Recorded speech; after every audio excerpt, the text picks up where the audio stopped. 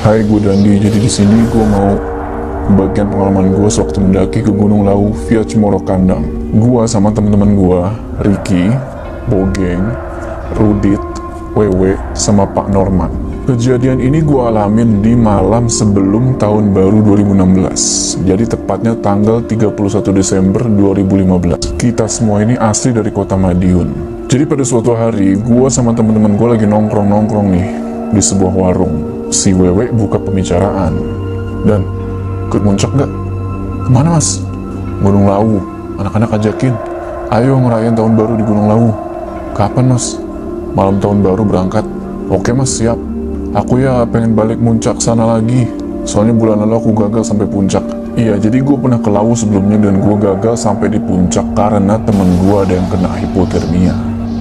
Malam harinya dibikinlah tuh grup WA buat ngebahas pendakian itu dan disepakati kalau kita bakal berangkat ke Gunung Lawu pada tanggal 30 Desember 2015 malam. Singkat cerita, tibalah hari H. Gua sama yang lainnya janjian buat kumpul di markas kita sekitar jam 8 malam.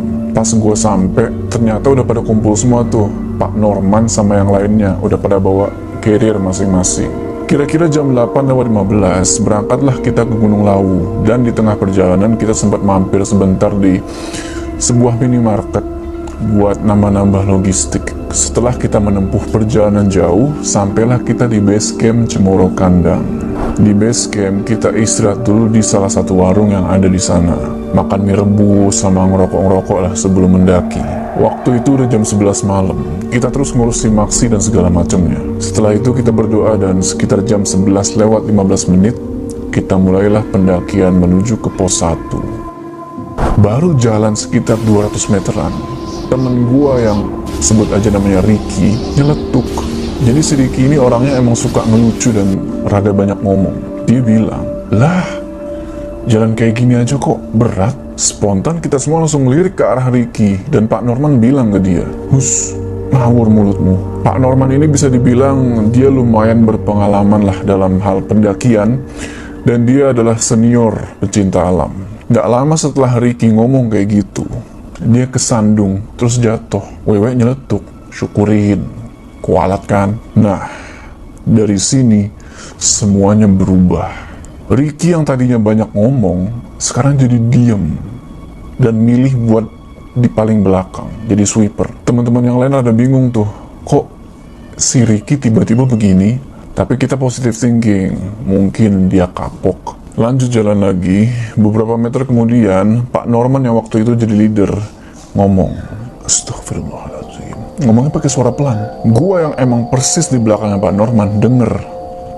Terus gue tanya ke dia, "Kenapa Pak?" Pak Norman cuma bilang, "Gak apa-apa, ayo lanjut." Jalan lagi, dan beberapa langkah kemudian kaget kita ngeliat sosok tinggi gede. Tingginya itu ngelebihin tingginya pohon. Badannya hitam, bulunya banyak, taringnya panjang, matanya merah gede banget. Kalian tahu kan apa itu? Sontak kita semua langsung merem dan baca ayat-ayat Al-Quran. Waktu itu jantung gue deg-degan banget dan dada gue langsung sesek karena saking takutnya. Gak lama kemudian Pak Norman ngomong pakai bahasa Jawa yang halus banget. Intinya dia itu minta izin sama makhluk itu buat lewat, dan akhirnya sosok itu hilang. Kita lanjut jalan lagi. Bogeng sama Rudit udah ketakutan banget karena sosok barusan. Tapi si Ricky masih diem 1000 bahasa. Di perjalanan menuju ke pos 1, kita semua nggak ada henti-hentinya baca doa sama zikir. Waktu udah nunjukin jam 12 malam lewat.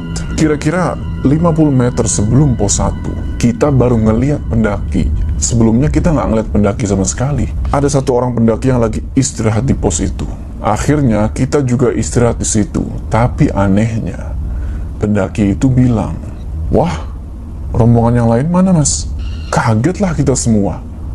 "Rombongan yang lain yang mana?" Pak Norman bilang, "Loh, kita berenam mas, gak ada rombongan yang bareng sama kita." "Loh, tadi ada 20-an yang bareng sama mas dari jauh. Saya lihat rame-rame, semuanya pakai senter kok. Nyampe sini kok sisa 6.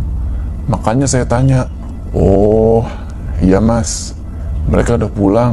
balik lagi. Setelah percakapan itu, si pendaki pamit buat ngelanjutin perjalanan.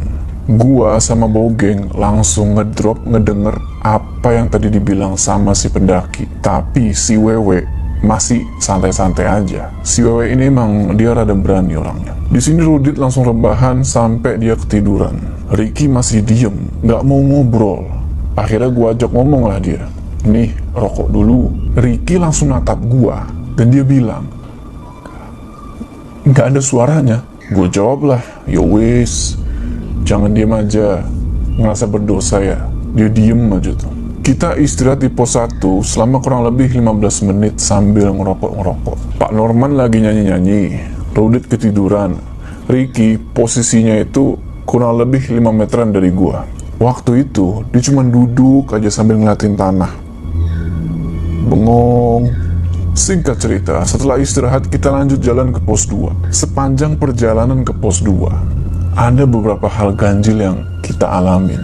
Si Ricky senyum-senyum sendiri. Jadi dia senyum, terus biasa lagi, senyum, biasa lagi. Rudit sama Wewe udah ngerasa aneh sama tuh anak. Kayak ada yang gak beres. Bener aja, pas kita lagi jalan kayak gitu, kedengeran suara. Ternyata si Ricky jatuh, pingsan. Kita semua kaget dan langsung nyenderin dia ke pohon dan berusaha buat nyadarin dia. Gak lama kemudian, dia bangun dan keluar suara dari mulutnya. Aku gak senang karo bocah iki.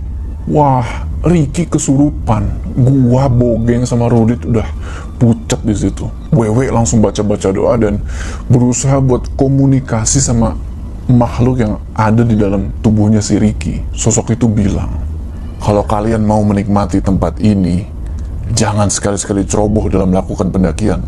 Anak ini sudah kami tandai dari awal. Wewe sama Pak Norman langsung minta maaf sebesar-besarnya dan mohon buat diizinin untuk melanjutin perjalanan. Gak lama kemudian, Ricky pingsan dan setelah sadar, dia bilang, "Loh, kenapa aku? Kok rasanya pusing semua?" "Gak apa-apa wes. Lain kali hati-hati ya deh. Jangan sembrono." "Enggak pak, ini kita sampai mana? Kita udah jalan ke pos 2. Wis, ayo jalan lagi." "Kok cepat sekali rasanya udah mau ke pos 2? "Wis, ayo jalan lagi. Gak usah banyak omong." Singkat cerita, pos 2 udah kelihatan. Waktu saat itu udah jam 3:30 subuh. Di pos 2 ini kita ngeliat banyak banget ada tenda pendaki. Sekitar ada 5.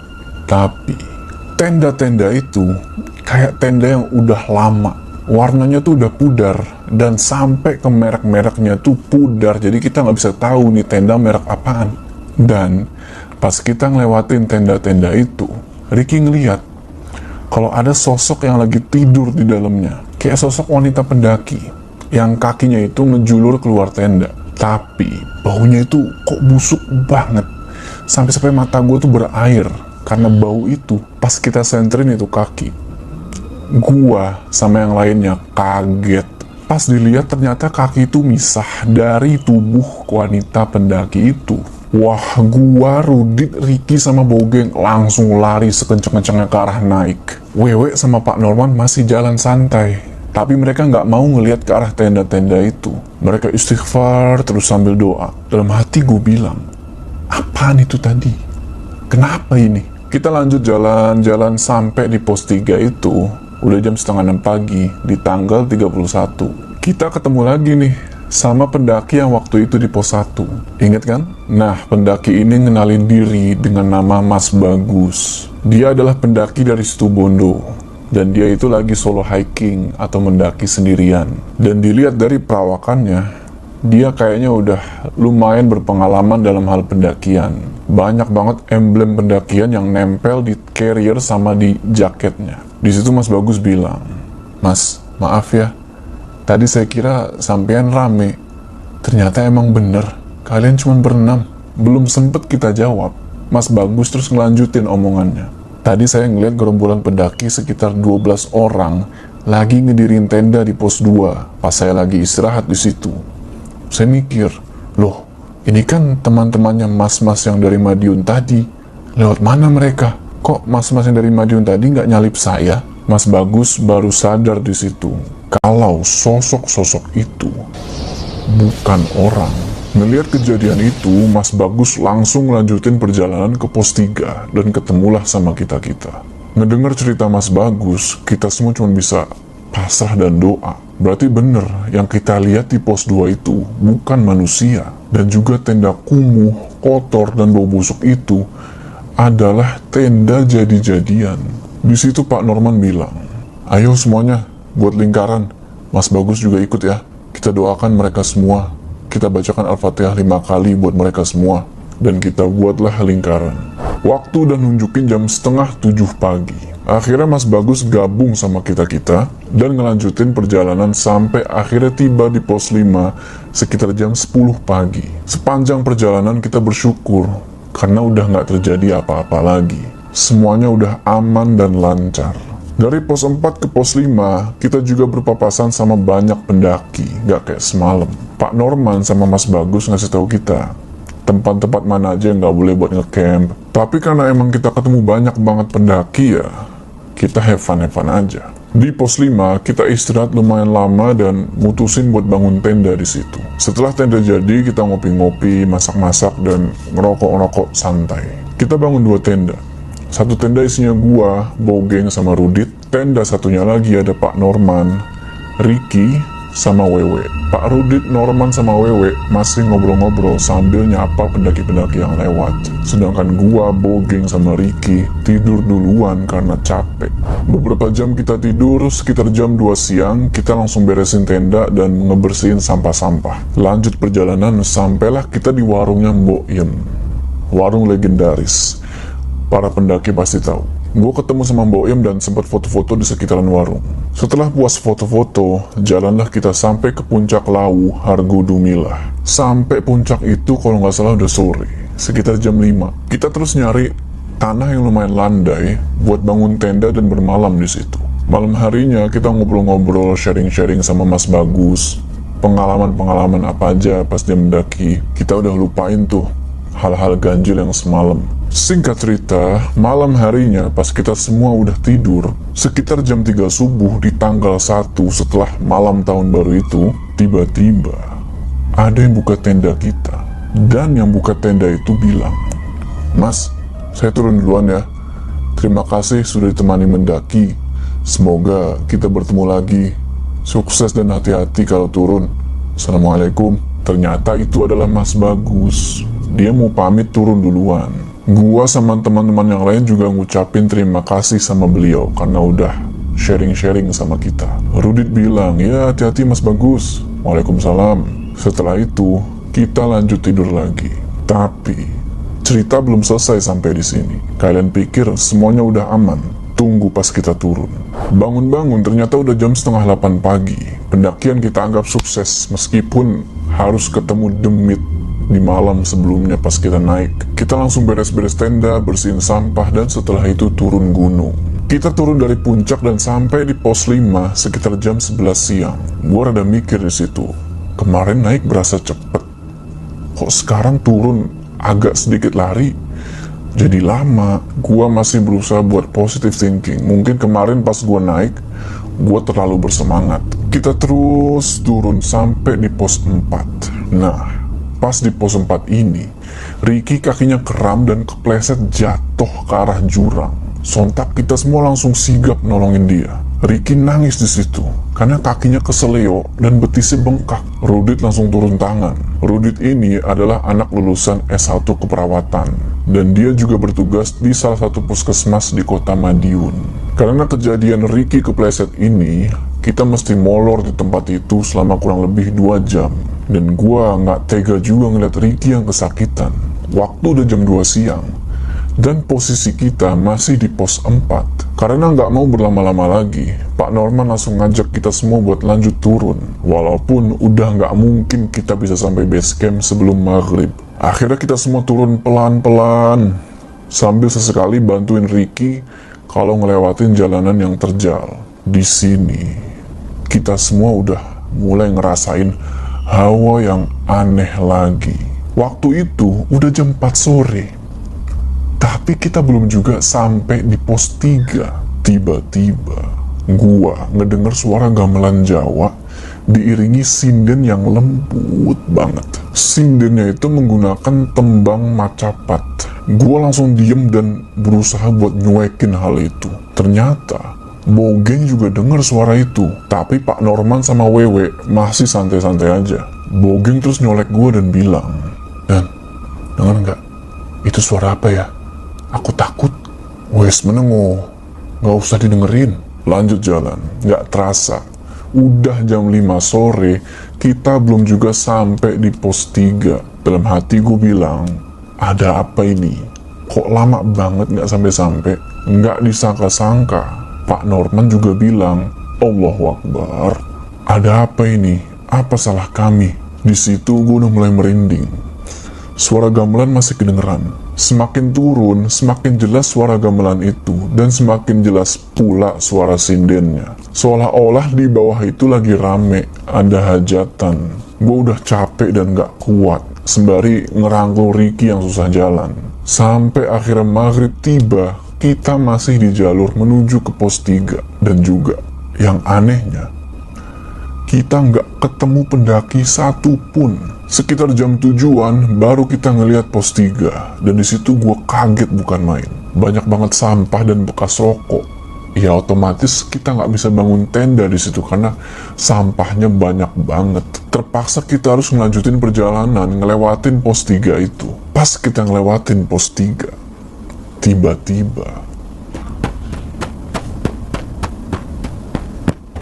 ada suara dari belakang, seolah-olah lagi ngejar kita. Larinya cepet banget. Mas Bagus tadi sempat ngasih wejangan, kalau dengar suara apa-apa, jangan nengok ke arah sumber suara itu. Kita semua terus jalan ke pos 2. Tapi, suara langkah kaki itu masih kedengeran ngikutin kita dari belakang. Dan bener aja, kedengeran suara duar. Bikin kita kaget bukan main. Ada satu pohon yang kayak abis disambar petir. Pohon itu berasap dan masih ada percikan api. Wewe langsung istighfar di situ karena muncul sosok Banaspati. Sosok itu terbang di atas kita dan gue langsung baca ayat kursi. Setelah gue baca ayat kursi, sosok itu hilang. Tapi suara gamelan masih ada dan nadanya masih sama. Nada tembang Jawa yang judulnya itu Gambang Suling. Pada akhirnya kita sampai di pos 2. Di situ sepi. Dan gue masih ingat kejadian kemarin yang bikin gue trauma buat berhenti di situ. Tapi mau gak mau kita harus istirahat di pos 2 itu karena udah capek banget. Pas kita istirahat, Ricky ngeliat ada nenek-nenek mukanya hancur lagi duduk di atas pohon. Dan nenek ini tatapannya itu kayak yang marah ke Ricky. Alhasil Ricky langsung teriak, "Wah!" Dan dia langsung kesurupan saat itu juga. Kita semua langsung berusaha buat megangin Ricky, sampai-sampai si Bogeng mental. Untungnya gue masih kuat megangin Ricky, dan keluar suara dari mulut dia, "Anak ini bakal saya bawa. Anak ini bajingan. Keretaku sudah menghampiri untuk menjemputku dengan anak ini." Bener aja, kedengeran ada suara kereta kuda dari atas menuju ke bawah. Gue langsung lemes di situ. Bogeng langsung nangis dia. Ricky masih kesurupan dan suara kereta kuda itu makin lama makin deket. Kondisi udah gak karuan di situ. Ricky matanya udah hitam semua. Dia teriak-teriak dan meronta-ronta. Akhirnya Wewe yang emosi ngeliat kejadian itu ngambil tasbih dari dalam tasnya, terus disabetinlah tasbih itu ke badannya Ricky sambil bilang, "Allahu Akbar, Allahu Akbar, Allahu Akbar." Wewe terus nantang makhluk yang ada di dalam badannya Ricky buat berantem. Dia bilang, siapa yang kalah akan musnah. Dalam hati gue, ini orang berani banget. Gue sama Wewe udah kenal selama 3 tahun. Dan si Wewe ini adalah lulusan salah satu pondok pesantren di kota Jombang. Dan kali ini dia ngasih unjuk ilmunya dari pondok yang bikin gue merinding banget. Wewe ngeluarin air putih dan lari keliling area pos 2 sambil baca ayat-ayat Al-Quran. Dia nyepratin air-air tuh ke sekeliling area pos 2. Terus setelah itu, Ricky disabet lagi pakai tasbih sama dia. Dan sosok yang ada di badannya Ricky teriak. Suaranya itu ganti-ganti. Ada suara anak kecil, wanita, nenek-nenek, macan, dan terakhir suaranya berat. Setelah itu Wewe mukul tanah sambil ngomong sesuatu pakai bahasa Arab. Gua nggak tahu ngomong apa dia. Seketika itu juga angin kencang berhembus, udara langsung jadi dingin. Sampai akhirnya kelihatan sosok-sosok pocong yang keluar dari pohon, terbang ke atas kayak asap kabut. Nggak lama kemudian Ricky sadar dan langsung ditanya sama Wewe, "Kamu ngelakuin apa? Jawab jujur." "Udah, ayo kita jalan lagi, ayo kita turun." Kami pun langsung turun secepat mungkin. Dan gak disangka-sangka, dari pos 2 ke base camp itu cuma makan waktu sekitar 2 jam. Waktu udah normal lagi. Singkat cerita, kita sampai di base camp dan istirahat di salah satu warung. Di situ, Ricky baru cerita dan ngaku kalau pas pagi-pagi buta itu, pas Mas Bagus pamit buat turun duluan, Ricky keluar tenda dan buang air besar di semak-semak. Tapi, maaf, kotorannya itu dibiarin gitu aja. Gak dikubur, gak disiram, gak diapain.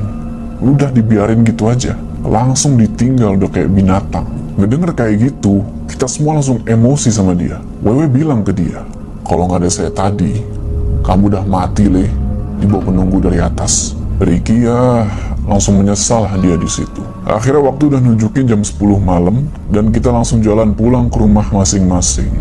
Beberapa waktu kemudian setelah pendakian itu, gue dapet kabar kalau Ricky masuk rumah sakit dan dia katanya udah koma selama 7 hari. Gue sama teman-teman yang lain ngejenguk Ricky dan bener aja, ternyata Ricky masih sering kesurupan di rumahnya dan orang tuanya nggak kuat melihat Ricky yang kondisinya kayak gitu. Terpaksa Ricky dirawat di salah satu rumah sakit di Madiun dan baru dipulangin setelah 10 hari ngejalanin perawatan.